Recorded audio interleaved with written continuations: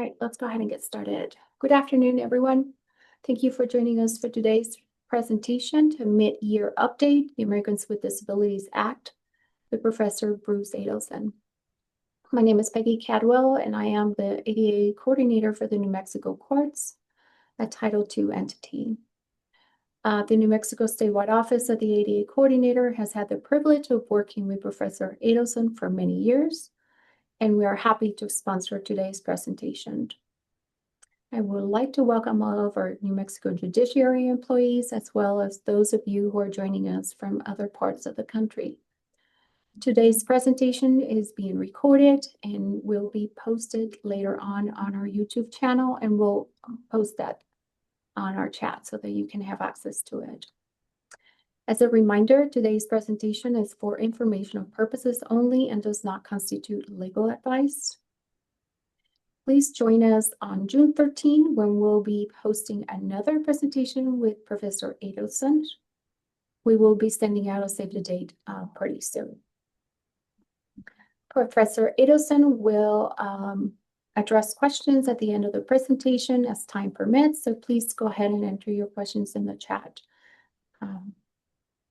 Also, let us know if you need any assistance. And that is it. That's all the messages I have for now. Bruce, welcome. And I leave it to you. Thank you, Peggy. It's always a pleasure to be with you and your colleagues and those from other parts of the country. So good afternoon, and particularly good afternoon from a cool, rainy day here in Maryland, which is where I'm based from and where I live. So today is our mid-year report, 2025 of the Americans with Disabilities Act. So in the time that we have permitting, we've chosen various topics and various developments that you may not be aware of that relate to compliance under the ADA. Just as a reminder, ADA Title II entities are those in state and local government. Title III ADA entities are private businesses, places of public accommodation like restaurants and hotels. There can be differences between the two sections as they apply to their covered entities, but today is more of a all-encompassing view of some developments that are out there, particularly some interesting twists in some cases, so to be aware of. And let's get started. And one of the perfect places to start is here, Washington, D.C., just about 15 miles down the road from where we are.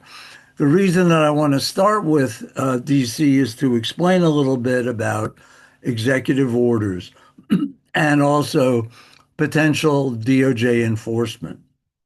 As you know, there have been a lot of executive orders that have been coming out of the White House. Some of them deal with, at least indirectly, spoken language assistance by federally funded entities. But I'm finding that there are a lot of people who are not familiar with what exactly an executive order is. So EOs are documents signed by the president setting policy directions for the federal government and federal employees. They're not binding on those of us who are not federal employees and don't work in federal agencies. They're not the law. They cannot repeal statutes such as Title VI and the Rehabilitation Act of 1973, as well as the Americans with Disabilities Act. They set policy directives, guidance, and kind of a look forward to what the administration is planning to do. So it is really important to realize that when these orders come out, they're like the preamble or the preface of a book.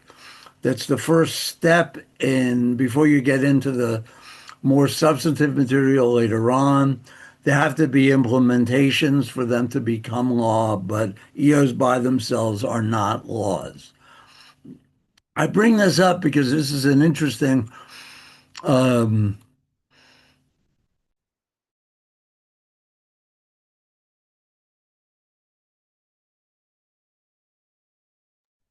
Bruce, I think you are muted. Yeah, I just saw that. Thank you.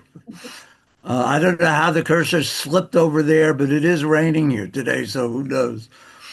DOJ made an interesting statement a couple months ago regarding, as you see, on March 21st, rescission and notice of intent to issue rescission in the Federal Register.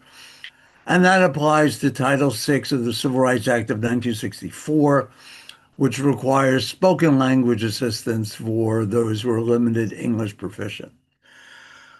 I tend to be a real nerd with these federal documents, and I scour the corners of the federal government and the internet to try to find some revealing materials. This happens to be one of them because in this particular notice, DOJ had reaffirmed that it was reviewing and rescinding those previous executive orders from other presidents and guidance documents that DOJ has found to now be legally unsupportable because of the executive order in early March, Executive Order 14224, that rescinded a 25-year-old executive order signed by President Clinton. Where I'm going with all of this is kind of simple in a way. DOJ made this interesting comment in this notice that reminds everybody that, as I said a couple of minutes ago, executive orders don't change the law. The law remains as it is unless a court makes a change or a Congress legislates a change. So DOJ made the very clear comment that all recipients of federal funding have a continuing obligation to comply with Title VI and all applicable Title VI implementing regulations. There are also some similar comments about the Americans with Disabilities Act and the Rehabilitation Act, which applies to organizations like ADA Title II entities that receive federal funds. So DOJ in this notice was not required to make this comment that, look, the law is not changing. We're going through the process of looking at prior guidance documents and executive orders. But in the meantime, and unless Congress or the courts act, the law remains the law. And language assistance, whether it's sign language or language assistance in other spoken languages, the law mandating that remains. So DOJ, in addition, just reminded everyone that the denial of language assistance services can be evidence of discrimination based on national origin or disability. So I found this to be particularly enlightening and particularly revealing that 2 months ago, DOJ, as part of its review of these past documents, said, just remember, your existing obligations remain. They haven't changed, and they're not changing now. So keep that in mind when you look at what your obligations are under the Americans with Disabilities Act, for example, as well as also people who do not speak or read English well enough to request and go through the programs or services provided by the courts or other Title II organizations. So let's get into our first substantive area, opioid use disorder and ADA disability discrimination. I have a few refreshers at first. OUD is a specific kind of substance abuse disorder. Individuals with OUD have a pattern of opioid use that leads to significant issues, such as health problems and difficulty with managing and conducting major responsibilities at home, work, or school. OUD can involve the use of illegal opioids, for example, heroin, or prescription opioids like Oxycontin. So the key question for today is OUD disability. And as we talked about, I think in a couple of prior webinars, for many people, OUD is a disability under the ADA's definition of what exactly a disability is, because the opioid addiction limits a major life activity and indeed limits a person's ability to take care of themselves, being able to think, learn, maintain personal relationships, maintain their jobs, difficulty concentrating and communicating. All of those are definitions supplied by the ADA. So if someone's condition makes these activities very difficult or impossible, substantially limiting them, then the condition is considered an ADA protected disability. So OUD, opioid use disorder, is a disability, and it remains a relatively new area of ADA litigation. DOJ was very active in the prior administration about doing a lot of enforcement, including in with courts in Pennsylvania, for example, about discrimination based on opioid use disorder.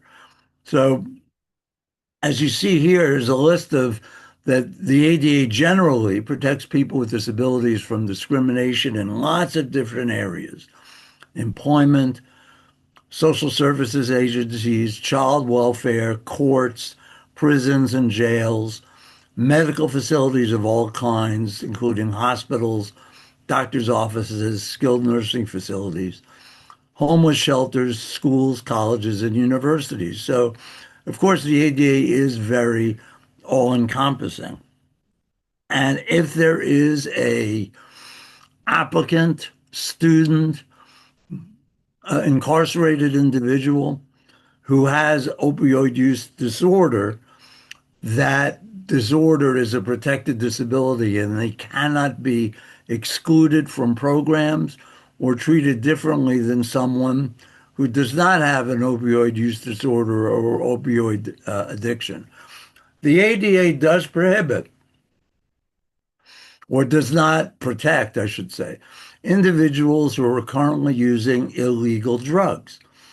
This includes illegal drug use that was recent enough to support the belief that the use is still going on. Well, one of the aspects of this that has led to a lot of enforcement and litigation is the assumption that if you're using methadone, for example, to treat a opioid use disorder, then you're not protected by the ADA. You're using illegal drugs. Not if you are using a drug prescribed by a physician as part of a plan or process to alleviate your addiction. And that's what's key. A lot of people don't go there. They don't make that assumption. They learn someone's using a prescription, illegal drugs, engaging in substance abuse, and they exclude them from a program, or they treat them differently. And you'll see an example of that in a few minutes. So it's really important to remember that taking medicine to relieve opioid use disorder or other opioids legally prescribed by a doctor, that is not considered illegal drug use. So therefore, they are protected by the ADA. In drug testing in general, the ADA does permit reasonable policies or procedures, including drug testing, to ensure that individuals are not engaging in the illegal use of drugs. So you can test employees' entrance to a program to establish a baseline to determine whether or not uh, these individuals are engaged in non-ADA protected prescription drug use. In most cases, an employer cannot refuse to hire you because you're in a drug rehabilitation program and taking prescription medications because of your addiction, or take other negative actions because your drug test shows an opioid in your system without then inquiring or looking into, are you part of a treatment program and has this been prescribed by a doctor? So this relatively new area of ADA litigation has spawned significant cases in just in the past year so far this year in these states, in New Mexico, New Jersey, Pennsylvania, West Virginia, Kentucky, Tennessee, and New York. And you'll see some relatively new examples in a few moments, but this remains an area of growth in litigation and still remains an area where there's significant misunderstanding of the use of opioids in drug treatment situations, and that has led to some serious consequences, whether it's liability by through a court or through DOJ enforcement. So here are some examples of relatively recent cases, either this year or in the last few months of last year. And here's a case out of West Virginia where the court denied cross motions for summary judgment in a case charging a jail and its medical provider with denying an incarcerated person Suboxone in violation of the ADA and the U.S. Constitution, the Due Process and Equal Protection Clauses. So this case settled with the government defendants, which included the jail facility, for example. They were judged in the settlement, to pay over $130,000. Now, interestingly, this figure does not include a separate settlement with the medical provider, which is confidential. So I have no idea how much money that included. I suspect it was more than $130,000. So this case, from the direct reading and my inferences, if you will, this is a significant six-figure case that could have been avoided, should have been avoided, if the correctional facility had been more informed or informed at all about what we've discussed regarding OUD use in conjunction with a treatment program. So this clearly could have been avoided. It is very regrettable that it was not. At the end of last year, DOJ announced the conclusions of the investigation of the Tennessee Board of Law Examiners. And this is based on a complaint, I think two complaints, by two bar applicants. So the investigation involved the Tennessee Board of Law Examiners and the Tennessee Lawyers Assistance Program. The allegation was that both of them are state agencies in Tennessee. They violated Title II of the ADA by discriminating against two bar applicants based on their diagnosis or treatment for a substance abuse or mental health disorder. So both applicants had been so diagnosed by medical providers, and they had these diagnoses had involved them taking prescription medications that would ordinarily be considered illegal prescription drugs to alleviate the symptoms of their mental health disorders. So the two Tennessee agencies, though, required them to undergo medical and psychological assessments repeatedly. And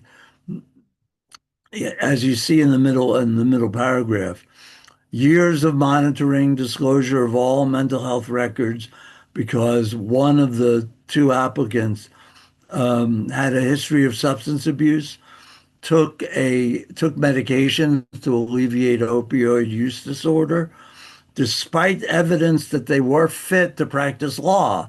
And there was no evidence that existed to the contrary. So the Tennessee agencies didn't produce evidence that showed these people are not able to practice law because of their mental health disorders, as the DOJ found. So in settling this, DOJ had the Tennessee agencies agree to restrict illegally prescribed medications for that they cannot, excuse me, they cannot restrict legally prescribed medications as part of a treatment program for substance abuse disorder or substance use disorder. They must, they cannot ask applicants about substance use or mental health disorder unless voluntarily disclosed to explain a specific incident or conduct generally. And even then, the inquiries, the testing has to be done very narrowly rather than do it across the board, regular testing, regardless of the applicant's conduct or activities, has to be narrowly tailored to fit their individual circumstances. The Tennessee agencies were also prohibited from imposing conditions based solely on substance abuse disorder or mental health diagnosis or treatment. So I'll just use me as an example. So if I take illegal substances or I'm diagnosed as having mental health issues, disorders, or diseases, then I can't be presumed that I'm unfit to practice law. I also can't be presumed that I regularly take these prescribed medications for anything other than alleviating my symptoms prescribed by my doctor as part of a treatment program. So that's basically the settlement. And I believe at least one of the applicants has gone on to be sworn in to practice law in Tennessee. I'm not sure about the second one. But this is another example, if you will, of using a hammer to try to solve a problem that involves using something much smaller and something that's capable of a little more flexibility than a sledgehammer. This was just applying these rules across the board because of the idea that, well, Bruce is he's abusing substances. He has mental health disorder. Let's say I have PTSD. And just can't have him do that. He's not able to practice law because of his mental health condition and his use of opioids, for example, to treat a mental health condition. There really didn't seem to be any inquiry beyond that. And as you saw in this slide, the Tennessee agencies produced zero evidence that the applicants were unfit to practice law. That by itself should cause someone to step back and think, wait a minute, what exactly are we doing here? That didn't happen in Tennessee. And then a brand new case, Tassinari versus Salvation Army. This involves this court decision just a couple months ago, granting class certification in a case charging the Salvation Army with maintaining a policy at its recovery housing programs that prohibit participants from taking MOUD in violation of the Rehab Act and the Fair Housing Act. So these blanket restrictions won't work, don't work, have been found to be illegal. And as you saw in a couple of slides previously, resulted in a pretty substantial six-figure judgment against the government agencies that were sued as defendants. So I wonder if this case is based in Massachusetts. This is the federal court, U.S. District Court for the District of Massachusetts. So we'll see what happens now. I would think that this might spur some settlement discussions because granting class certification is going to be a big deal as far as litigating this case further. So cases involving opioid use disorder, OUD, and related discrimination remain big deals, just as these three cases from within the last 7 months reveal, and this is a growing area of ADA litigation. But one of the issues that has come up for me in something that I've been retained to help with is the use of methadone. Is methadone safe?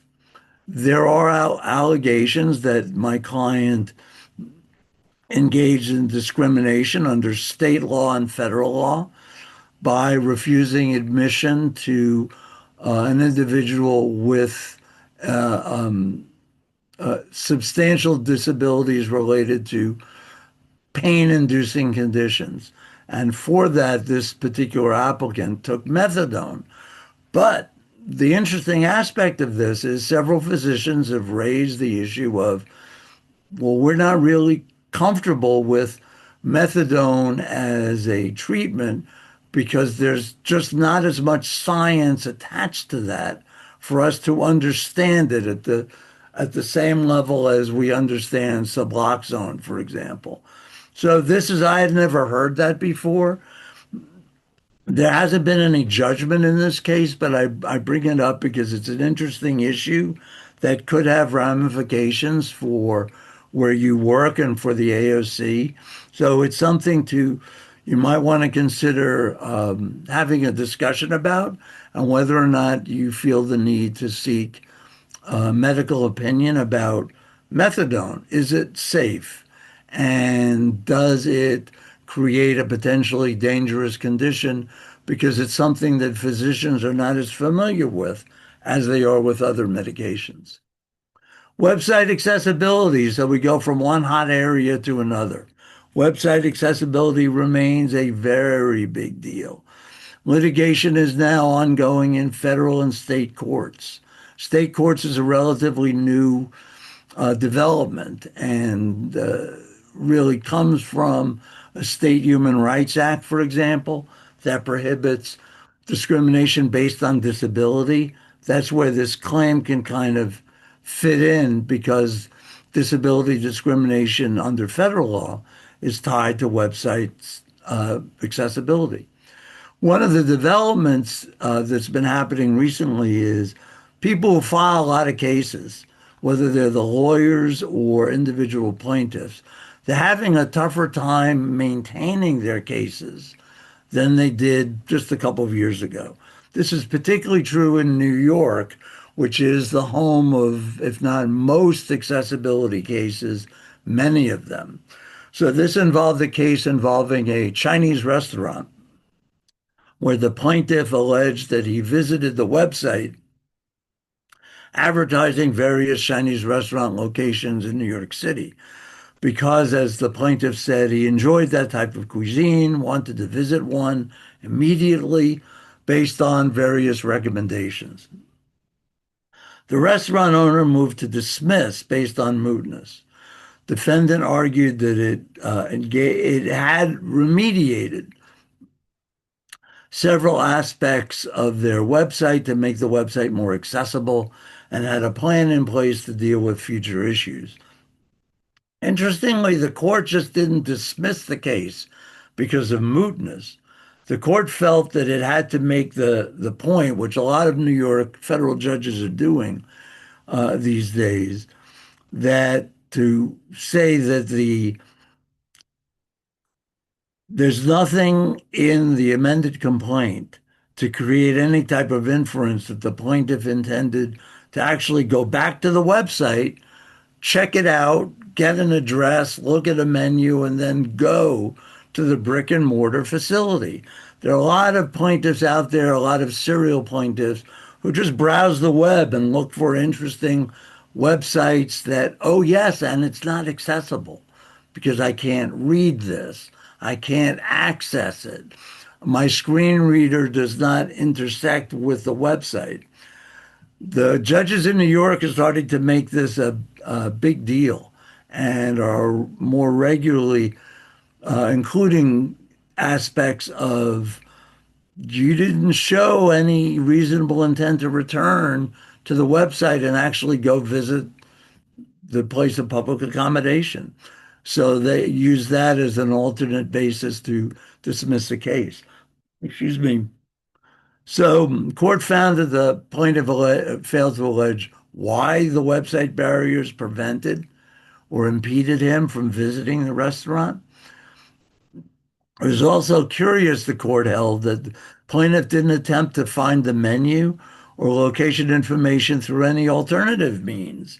And the court kind of suspected pretty early on that this is just someone who's browsing the internet, looking for sites and looking for potential defendants. I also thought it was interesting in the third paragraph in bold.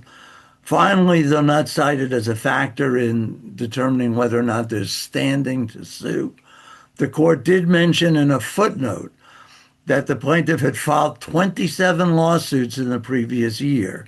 So this aspect of serial litigation is clearly getting called out more than it had been.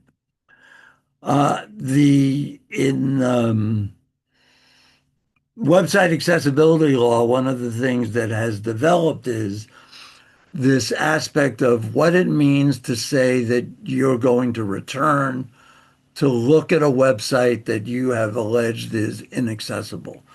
So in the virtual world, the intent to return element requires non-conclusory, plausible factual allegations from which it's reasonable to have the basis of, based on all the visits to the website and the plaintiff's interest in, hey, I want to go there.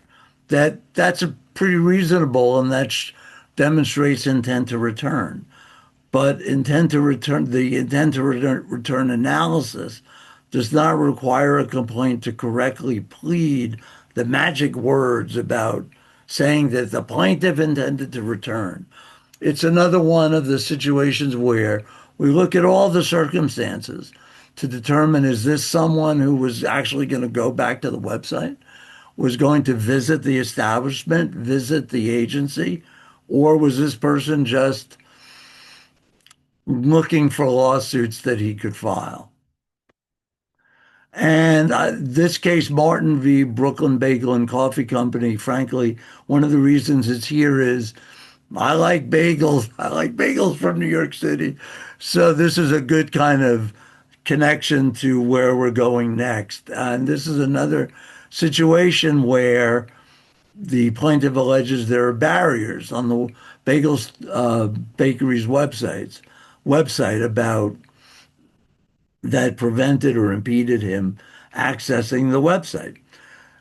But he claims in the second paragraph that once it's accessible, he's going to go to the bagel and coffee company location with the location that he gets online and have his bagel.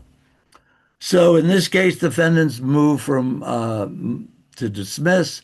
The motion was granted, and the court noted that the plaintiff's interest in eating breakfast in general, the complaint talks about, I like eating breakfast, so that's why I want to go here, hardly explains why he remained so interested in just this defendant, as opposed to the thousands of other breakfast options available in New York City. Plaintiff cannot simply allege that the defendant offers a general category of goods and services and is interested in that category. You have to allege, I want this. I want this bagel, this cup of coffee. I want that from here. He didn't really do that.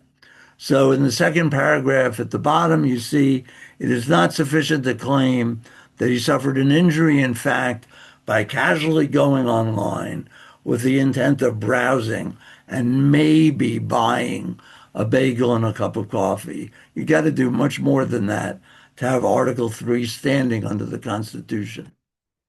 So these are what the court held in granting the motion to dismiss.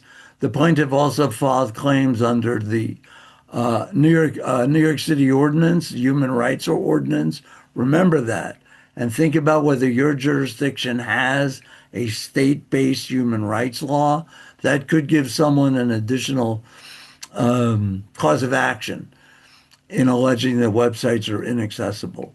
So the court held that there's no allegations about there being a threat of future harm because he can't access this particular bagel place's website. You need to show that in order to get an injunction ordering in this case, the bagel store to make changes in the website. Just vague allegations of suggesting that he would return to check out the website. General interest in breakfast options was insufficient to demonstrate a personal and specific interest in this particular defendant and what the defendant sold. Plaintiff did not allege any concrete plans to visit. He likes bagels and he likes breakfast. And he didn't really say, I want to go there next month. I made plans to go tomorrow. There's nothing like that in this opinion. Complaint did not explain why the plaintiff was so interested in this particular defendant's products. I have to tell you, the next time I'm in New York, I'm going to have to go to Brooklyn and check out what's the big deal about this place, as I am very curious. Okay, so in general, the number of website accessibility lawsuits have exceeded more than 2,200 a year for the last 7 years at least. That's why this remains a major growth area in federal civil rights litigation. But in addition to the growing number of websites, there's also been a growing number of companies that offer solutions for making websites accessible. And that's something that has come up for me in my work generally, that there are always folks out there who want to come make your website accessible. But as this particular source reveals, you'll see that in a moment, that's not enough. They have to frankly know what they're doing, understand what the basic legal requirements are, and act accordingly. Just putting out a shingle and saying website accessibility master is not enough. The process of auditing a website for accessibility and then remediating the problems can be expensive and time consuming. And there are a lot of entities that have come out of the accessibility process with quick and inexpensive solutions, but they don't always work. So this is fascinating to me. The Federal Trade Commission just last month issued an order that bars this company, Accessibee, from doing website compliance work for 20 years. They ordered them to pay $1 million and prohibit them from representing that its automated products can make any website compliant. I've seen this issue of automatic fixes come up before, and they have routinely, at least in the situations that I've read about, undependable. Not surprisingly, they're not inexpensive. So the organization that hires companies that use these automated products gets stuck with a big bill because the company's devices cannot do what was represented to them.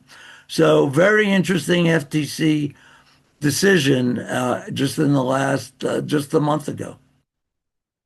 Service animals remain a big deal, and there are two cases that have come up very recently that raise some new issues that that are important to be aware of.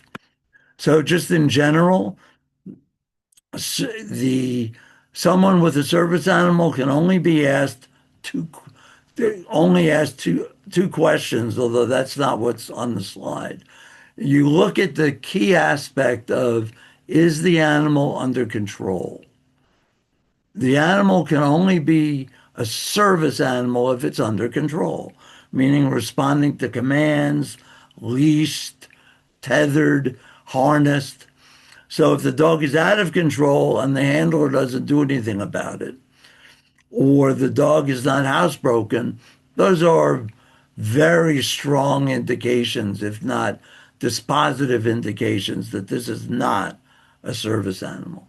Staff are not required to take care of the animal or provide it with food or to walk it, give it water. If the owner cannot care for the animal, the owner may call a friend or relative to care for it, but the organization, the AOC, individual courts, other state and local agencies, they're not required to take care of someone's service animal. So, as I mentioned, the service animal must be under control to be considered a service animal, harnessed or leashed or tethered, unless these devices interfere with the service animal's work or the individual's disability. But remember that key phrase, under owner's control. If the dog is jumping around, jumping on people, on furniture, is not housebroken, is barking, that animal's not under control. And I'm quite confident that in those fact situations, you can ask the owner to control the dog, and if that can't be done, ask the owner to remove the dog. Remember, the dog is removed, not the person. The person with a disability is protected, but their dog is just not a service animal, so the dog can be, or the owner can be asked to remove the dog. So in this case, also raised a really interesting issue, mission working dogs versus Brookfield, which I believe is from Massachusetts. So in this case, there were a bunch of service animals with handlers that went into a mall as part of the dog's training. The issue here is, are service animals, when they're in training, considered service animals? Or I should say, are dogs that are be beginning their training or the midpoint of their training are brought into a mall, let's say, for training, and are they protected? This is something that a lot of courts have not reached yet. It's not something that is generally decided, but and there's nothing in the ADA that says specifically training service animals is protected activity. So here, there, as you see in the second paragraph, the problem was a pack of dogs. There are a lot of dogs who were disruptive to other people. And rather than moving some of the dogs out of the mall, or maybe all of the dogs out of the mall, or dividing them up and sending them to different places in the mall, that would have solved this big crowd of dogs issue. But as you can see, what was interesting in particular in this case, a dog that is threatening because it strains at its leash, barks, or snaps is not a service animal, can be excluded using what's called the direct threat exception to the ADA. That is not something that has generally been done before. But this, as the court held here, an animal, a dog is not under control if it isn't trained, if it's defecating, if it's urinating in the mall. But where the problem is, there are just too many dogs in one place at one time. There is a solution, asking the dogs and owners to disperse. That's part of the reason that summary judgment motion was denied here, because the court wants to make additional inquiries about facts that are in dispute, the dog's conduct, where they were in the mall, how many of them were in the mall. But remember, in this case, court holds that animals in training to be service animals is protected by the ADA. In many ways, this case is even more interesting. This is out of Tennessee, Reeves versus immediate medical care. So under the ADA, if I'm allergic to dogs, or I'm afraid of dogs, then if I'm a service provider, then you can replace me as a provider, bring in my associate to take care of a patient or customer with a dog. Well, in this case, the patient at this medical center had PTSD, anxiety, and bipolar disorder, and she had a service animal. But the doctor who was going to treat her has an allergy to dogs, a severe allergy, which would have caused her difficulty in breathing. So it's not an allergy where you just sneeze. This is something that's potentially life threatening. There was a dispute between the medical center and the patient. Things got heated. The police were called in for assistance. The service animal was under control. As you can see, she was harnessed. But the issue here is allergies. Do you have to accommodate someone's allergy to service animals when the animals are brought into a state agency or a place of public accommodation? And the court said yes, that the ruling that bringing a dog into someone or to a place of a place of business where the service provider could suffer serious medical complications, potentially even death, because of exposure to this dog. So here, the court used the direct threat exception to the ADA and said conclusively, unlike what happened at the mall situation in Massachusetts, the court held that the medical center did not discriminate against the patient because they found that Malia, the service animal, posed a direct threat to the health and safety of the doctor. So that was the doctor the patient was scheduled to see. The doctor was unable to see her because of her allergy and because of the seriousness of her allergy. So in order to determine if there is a direct threat, that involves an individualized assessment of the situation, what modifications could be made to accommodate the doctor, not the patient, the doctor. What can accommodate the doctor's allergy? That's something that I don't think a court has decided before, that the doctor or the provider, the vendor with a serious allergy must be accommodated. And this just restates what I had said before, looking at the bottom in particular, proof of direct threat through an individualized assessment based on a reasonable judgment, relying on current medical knowledge. You can't assume, oh, look, that dog he's snarling. So we're going to exclude him because he's a direct threat. I claim that I have a serious medical condition that prohibits me from interacting with a dog in this case. Is that it? Can I explain what that means? Can I show in an individualized assessment that my condition is serious and poses a direct threat to me? Well, unless I can do that, the assessment, direct threat is going to be kind of iffy from a proof perspective. So if I'm claiming that I have a condition that prohibits me from seeing a patient who's disabled with a service animal, I'm going to have to show a lot more than saying this is dangerous. I mentioned this case as informational. This is Texas versus Becerra out of Texas. The proceedings have been stayed by the district court and also by the Court of Appeals. I mention this case, which I don't necessarily expect to continue because of the two things at the bottom. The plaintiffs in this case sought to declare the Rehabilitation Act unconstitutional. That's a huge allegation to make. That impacts what you do if you receive federal funding.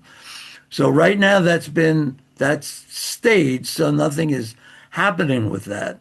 The reason that they sought to declare have a court declare the Rehab Act is unconstitutional is decisions by the last administration and court decisions that have held that gender dysphoria among some people who are transgender is a ADA disability and is protected as a disability under federal law. That sparked a lot of strong reactions, and it also sparked this case. So while I don't expect this case to necessarily continue, it's a good heads up to realize or to understand that there's already out there a case trying to throw out the Rehabilitation Act and change the definition of gender dysphoria so it's not considered a disability anymore. So HIPAA, privacy, and healthcare information. Under ADA Title II, state courts are not covered by HIPAA. And I'll repeat that. You are not covered by HIPAA. You're not considered a covered entity. And that applies to litigants, not employees. We're only talking about litigants, family members of litigants, not employees. So if a request is made in court for an accommodation involving the requester's medical records, let's say I want an accommodation because for a hearing disability, or that becomes part of an individual case. If a litigant is requesting an accommodation that leads to the production of medical records, that's not covered by HIPAA. Now, frankly, I think that good practice and best practices involve making sure that very few people have access to whatever medical records are being produced. That's not a requirement. That's really just being prudent involving medical records. ADA Title I involves employment that does implicate HIPAA, but that's not something we're going to talk about in a lot of detail today. But the key aspect of that is the middle paragraph. If an employer asks an employee's healthcare provider for information about an employee with the employee's consent, then that's going to be covered by the privacy requirements that apply to the doctor, not to you, but directly as they do to the doctor. But taking steps to minimize exposure of medical records is a great best practice idea. I would strongly recommend looking at that, but understand that you are not a HIPAA covered entity for litigants, for example. HIPAA is only going to come into play with employees. So I wanted to end with this quote from Yogi Berra, the New York Yankees Hall of Famer. It ain't over till it's over, meaning the law in all the areas we've talked about continues to develop. There are new issues like the ones with service animals, serial plaintiffs, being able to show that you actually intend to go to a location, but you can't because the website is inaccessible and you don't know how to get there, for example.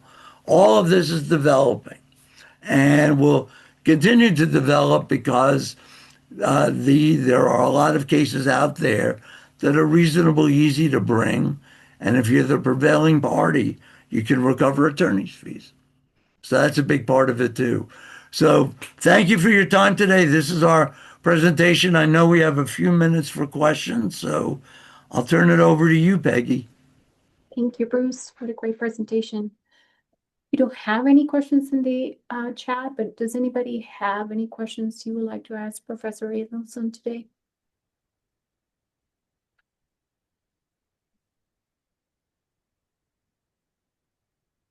If you'd like to unmute yourself and ask the question or type it in the chat, either works.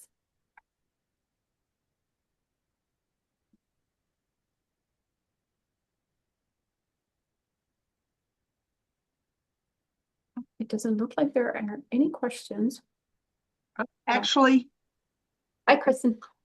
hi, if I may, I'm Kristen Connolly. I'm the director of the Corinne Wolf Center for Child and Family Justice at the law school. Um, One of the things that we frequently see in child and family welfare cases is individuals who have extreme difficulty managing their behavior in the courtroom, their behavior with social workers outside of the courtroom. Sometimes it's related to substance abuse, sometimes it's related to PTSD, extreme trauma, etc. And that was one of the things I was curious about coming to this is where are we on accommodations within the courtroom to facilitate equal access to justice for those folks? Thank you. Sure.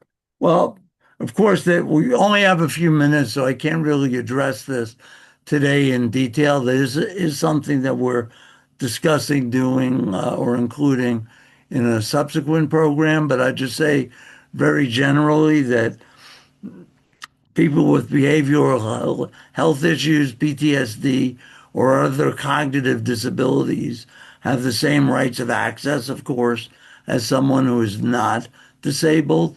That may take some additional efforts, time, patience, and training. I do see that in various courts and state agencies around the country. It's something that a lot of people are thinking through about how they actually can provide the equal access that the law requires. So, beyond the situations where someone with a mental health issue may not fully appreciate or comprehend what is happening in the courtroom, what communication method, what method for dealing with that particular individual is being employed. Because doing nothing is really not the way to go. But sometimes there are courts that have significant layers of procedures and training to prepare for situations where someone has mental health issues that are significant enough that may impede their access to court programs and services. But I am aware that this is an evolving issue. It's not something that DOJ, I think, has commented on. And I'm not aware specifically of court decisions that either impose a specific requirement or go to a specific part of the regulations and mention them as being the ones that are in play. So I know that's not a complete answer, but that's really, I think, for today, that's what I have. Thank you, Bruce. So we have a couple of additional questions. Let's see. Julie made a comment where the courts can definitely benefit from forming relationships with entities that can help figure out accommodations for those individuals. A couple of attendants would like to know if we can share your slides. Is that if that's a possibility? Well, yes, I'm happy to let you share the slides. Okay, sounds good. So if you're interested in receiving a copy of this presentation, please go ahead and email us your request at ada@nmcourts.gov, and we'll be happy to provide those for you. Let's see. Is there a list of recommended ADA website providers? That's a tough one. I've gone into that before and recommended specific vendors, but now they are under kind of the same situations like the FTC found against that company there. As the technology evolves, maybe they're not as adept with automatic fixes as they were with what they had been doing a few years ago. So I think so. I typically don't provide lists of vendors, But what I do strongly recommend is you have to have some level of in-house expertise or knowledge to help you vet a potential vendor and determine whether or not they know what the standards are. What other websites have they made accessible? That's a good place to start because there are a lot of companies out there that have just popped up. Because, I mean, to be honest, this is a growth area in revenue. So why not set up a company, get a few contracts, and make a substantial amount of money, even if you don't really understand completely what you need to do? That's the importance of the FTC decision. That's a reminder of what can happen to unqualified folks and a reminder to do a good bit of due diligence before hiring anybody. Thank you, Bruce. So let's cover just one more quick question. If the service animal is dismissed, would you recommend documentation such as in the medical record or on a form scanned in? Oh, yes. As Peggy and I well know from all our discussions over the years, document everything. Put it in, putting it in the medical record is a great idea, but you're going to want to have some documentation because if this blows up, you have to prove whatever it is you're alleging as a defense. Not everybody does that, even today.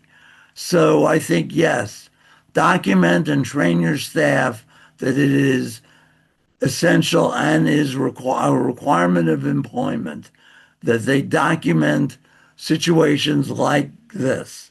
And you can describe what they are to protect you in case something goes wrong. Right. Well, thank you, Bruce. We're out of time, unfortunately. I'm sure, we could just talk and talk and talk about all these great topics, but I want to thank you again, Bruce, for sharing all this important information with us. And just remind everyone that we will be having another presentation by Professor Adelson coming up June 13th. And we'll send out that save the date pretty soon with more information on how to register. So thank you for joining us today. Please stay in touch and have a fantastic rest of your week. Thank you, Bruce. Thank you. Thank you, Peggy. Take care, everybody. Thank you. Bye-bye.